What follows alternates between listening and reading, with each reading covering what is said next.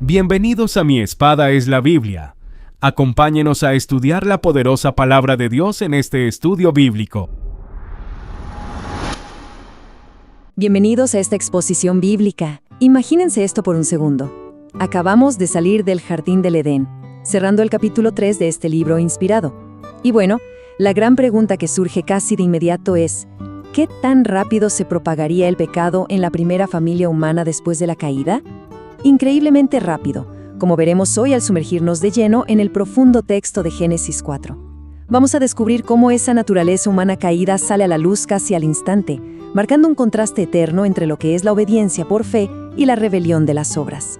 Así que comencemos a desempacar este pasaje tan fundamental. Para mantener nuestra exposición estructurada, este será nuestro recorrido de hoy. 1. Introducción a Génesis 4. 2. El relato del capítulo. 3. Explicación doctrinal bíblica. 4. Aplicación para el creyente. Y 5. Versículo clave y conclusión. Comencemos con la primera parte. Sección 1. Introducción a Génesis 4. Las trágicas consecuencias de la caída. Adán y Eva enfrentan una nueva y, la verdad, muy dura realidad terrena fuera del Edén. Y esto nos lleva a una reflexión inicial bien profunda para todos nosotros. O sea, ¿cómo se manifiesta exactamente el pecado en esta primera familia? La respuesta es bastante impactante. Vemos que la primera generación que nace fuera del paraíso se topa frente a frente y de manera muy violenta con la realidad de su naturaleza separada de Dios. Vamos a trazar paso a paso cómo sucede todo esto. Pasemos a la siguiente parte, sección 2, el relato del capítulo, un resumen cronológico de Génesis 4. Lo que resulta realmente fascinante de observar en este capítulo es la progresión de los acontecimientos. Todo comienza con los nacimientos, primero de Caín y luego de su hermano Abel. Después, con el paso de los años, llegamos a un momento súper determinante, las ofrendas a Jehová. Y bueno, estas ofrendas desencadenan en cuestión de horas el trágico primer asesinato, seguido casi de inmediato por el justo juicio divino y el exilio de Caín. Finalmente, la línea de tiempo se extiende años más tarde, restaurando la esperanza con el nacimiento de Set. Ahora bien, lo que verdaderamente ilustra el corazón de este relato es el enorme contraste entre ambos hermanos. El texto bíblico nos dice que Abel fue pastor de ovejas y trajo de los primogénitos de su rebaño, literalmente de lo más gordo de ellas. Por otro lado tenemos a Caín. Él era labrador de la tierra y trajo simplemente del fruto de la tierra. Aquí la Escritura declara de manera soberana que Jehová miró con agrado a Abel y a su ofrenda, pero presten atención a esto. No miró con agrado a Caín y a la ofrenda suya. ¿El resultado? La reacción fue inmediata. Caín se ensañó en gran manera y decayó su semblante. Y es justo aquí donde vemos la asombrosa y misericordiosa intervención de Dios. Jehová confronta a Caín con una advertencia vital, preguntándole por qué ha decaído su semblante. Dios le enseña con total claridad que, si no hace el bien, el pecado está ahí, acechando a la puerta. Al final del día, es una decisión moral. Caín debía dominar ese impulso destructivo. El Creador mismo le está dando la oportunidad directa de arrepentirse antes de que ocurra el desastre. Trágicamente, esa advertencia llena de misericordia es rechazada. El texto narra que Caín le dice a su hermano, «Salgamos al campo». Y estando allí, con completa premeditación, Caín se levantó contra su hermano Abel y lo mató. Es literalmente el primer asesinato en la historia humana. Inmediatamente después, la soberanía de Dios interviene con una confrontación que era inevitable. Jehová le pregunta, ¿dónde está Abel tu hermano? A lo que Caín responde con una rebeldía y una insolencia terribles. No sé, ¿soy yo acaso guarda de mi hermano? Claro, el juicio de Dios no se hace esperar. La voz de la sangre de Abel clamaba desde la tierra. Caín recibe una maldición, será errante y extranjero, y la tierra ya no le dará su fuerza. Sin embargo, notemos este detalle asombroso.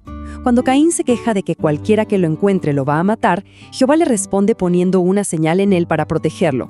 Es una demostración profundísima de que junto a un juicio inquebrantable, la compasión y la misericordia divina siguen operando. Avancemos un poco en el relato para ver cómo se desarrolla esta línea familiar apartada. Caín sale de la presencia de Jehová y habita en la tierra de Nod. El texto empieza a detallar su descendencia terrenal, cómo van edificando ciudades y desarrollando destrezas. Vemos nombres que destacan en la civilización temprana, como Jabal, Jubal y Tubal-Caín, quien fue artífice de toda obra de bronce y de hierro. O sea, presenciamos aquí un tremendo progreso humano, técnico y cultural, pero es un progreso que crece completamente al margen de la presencia del Señor. Y fíjense que esta separación espiritual culmina en la figura de Lamec. En él vemos un declive moral alarmante, con la introducción de la poligamia al tomar 2 mujeres, Ada y Sila. Pero se pone peor. Lamec pronuncia un oscuro poema que queda registrado en las Escrituras, donde se jacta arrogantemente ante sus mujeres de haber matado a un varón por una herida. Esto nos demuestra la terrible escalada del pecado. Lo que Caín intentó ocultar por pura vergüenza, Lamec ahora lo celebra y lo canta con total jactancia. A pesar de tanta oscuridad, el capítulo nos muestra que el plan redentor de Dios no se detiene por nada. El relato concluye narrando que Adán y Eva tienen un nuevo hijo llamado Set. ¿Por qué? Porque como dijo Eva, Dios le había sustituido otro hijo en lugar del justo Abel. Y la narración cierra con un momento verdaderamente monumental. A Set le nace un hijo, Enos, y es entonces cuando los hombres comenzaron a invocar el nombre de Jehová. En medio de un mundo que se corrompía a pasos agigantados, Dios establece una línea de personas que lo buscan de manera auténtica. Sigamos adelante. Sección 3.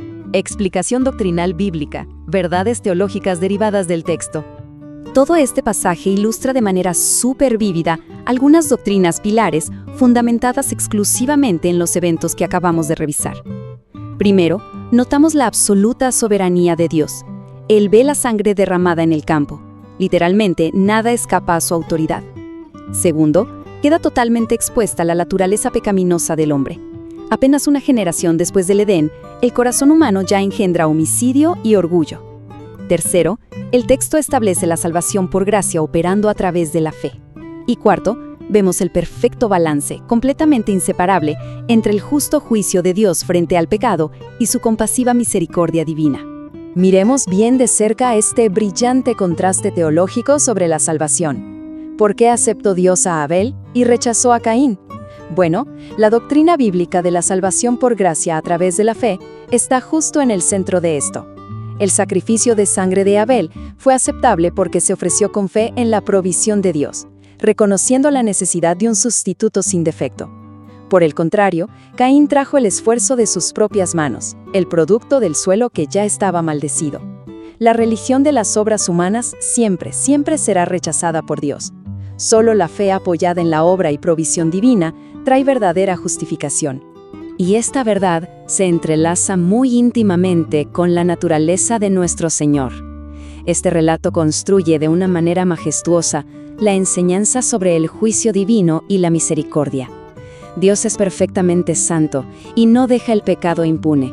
La sangre de Abel demandaba justicia y Caín recibió su justa sentencia.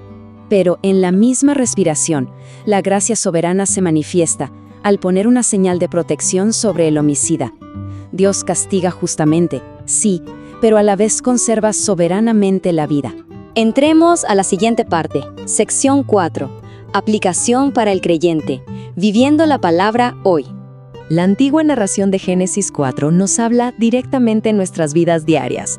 Veamos estos pasos bien claros para nuestro crecimiento espiritual personal. Así como Caín, a nosotros también nos acecha el pecado a la puerta, llámese envidias, enojos o amarguras. Debemos primero que nada escuchar con humildad las advertencias de la palabra de Dios. Segundo, tenemos la enorme responsabilidad de enseñorearnos de ese pecado antes de que él nos domine, caminando siempre en obediencia. Tercero, somos llamados a ofrecer una adoración verdadera, una que no se base en nuestro propio mérito, sino en la fe genuina. Y cuarto, así como la línea de Set, debemos ser un pueblo separado del mundo, dedicado constantemente a invocar el nombre del Señor en oración y en santidad. Y llegamos a la parte final. Sección 5, versículo clave y conclusión. El mensaje central de Génesis 4.